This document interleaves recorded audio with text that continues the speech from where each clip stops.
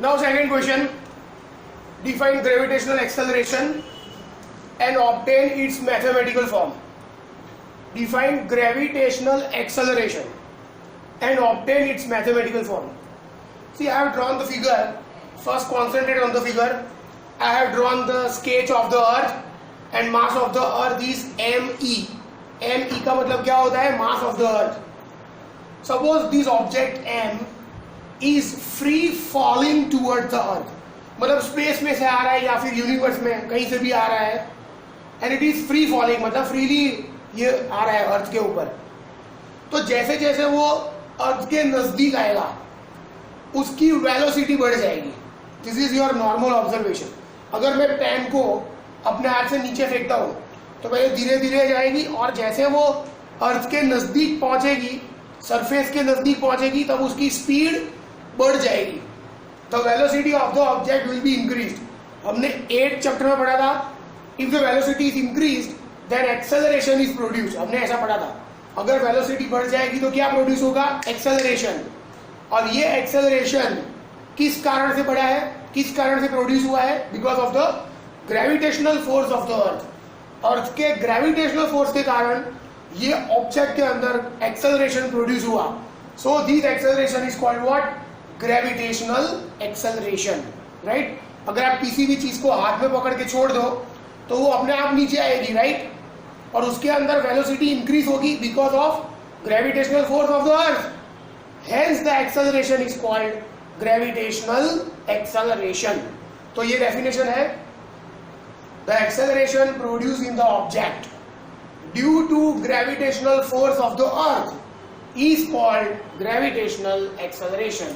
तो मैंने क्या ड्रॉ किया है? One object of mass m is free falling toward the earth. Object का मास क्या है? m, और अर्थ का मास क्या है? me.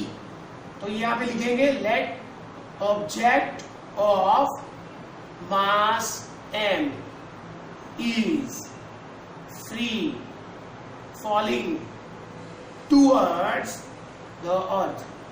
Let the object of mass m is free falling towards the earth according to law of gravitation. According to law of gravitation क्या formula था? F is equal to G m1 m2 upon d square. Right? तो आपको मालूम है m1 का मतलब क्या होता है? m1 का मतलब मास ऑफ द ऑब्जेक्ट. तो मास ऑफ द ऑब्जेक्ट क्या है? m. और m2 का मतलब क्या होगा? m2 का मतलब ये फर्स्ट ऑब्जेक्ट है और ये सेकंड ऑब्जेक्ट है. तो m1 के बदले मैंने m लिखा, तो m2 के बदले क्या लिखूंगा मैं? Mass of the earth me upon d square. According to Newton's second law F is equal to क्या होगा? F is equal to ma, है ना? तो यहाँ पे F के बदले क्या लिखेंगे हम? ma. तो F के बदले आएगा ma is equal to G m me upon d square. Right? तो ये mm कट. तो A इज इक्वल टू क्या आएगा? A is equal to G me upon d square. Right? अभी ये ग्रेविटेशनल एक्सेलरेशन है because it is produced by the gravitational force of the earth. तो उसका सिंबल है small g. Gravitational acceleration is denoted by small g. Gravitational acceleration का symbol क्या है? Small g.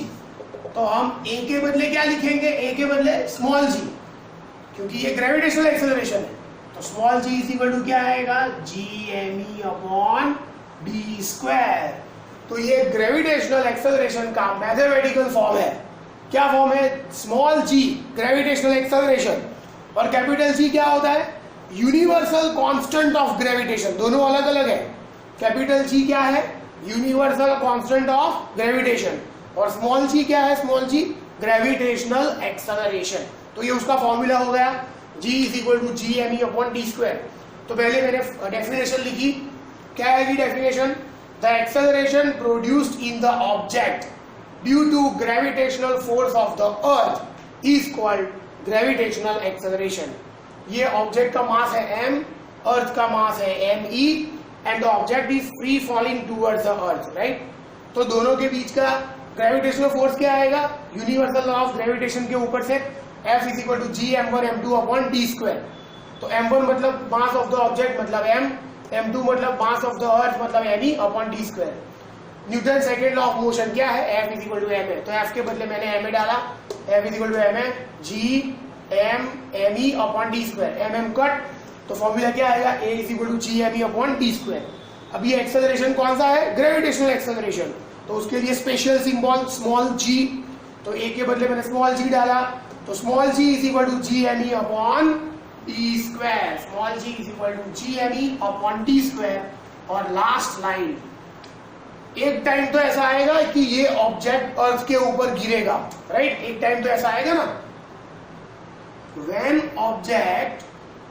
object falls on earth, अगर वो अर्थ के ऊपर गिर गया तो हम फॉर्मूला क्या लिखेंगे, G is equal to G me upon, ये जो D है D, उसके बदले लिखेंगे हम रेडियस ऑफ द अर्थ, क्या लिखेंगे, रेडियस ऑफ द अर्थ। अगर वो अर्थ के ऊपर गिरेगा तब, right, when the object is falling on the earth, तो D के बदले क्या लिखेंगे हम RE, तो RE का मतलब होता है रेडियस ऑफ E मतलब अर्थ, तो RE का मतलब होता है रेडियस ऑफ द अर्थ। अगर वो गिरा नहीं है, अर्थ के ऊपर गिरा नहीं है, it is just in the air, तो ये फॉर्मूला आएगा जी me अपॉन डी स्क्वायर। और अगर अर्थ के ऊपर गिर जाएगा तो क्या फॉर्मूला आएगा, जी me upon RE square, right.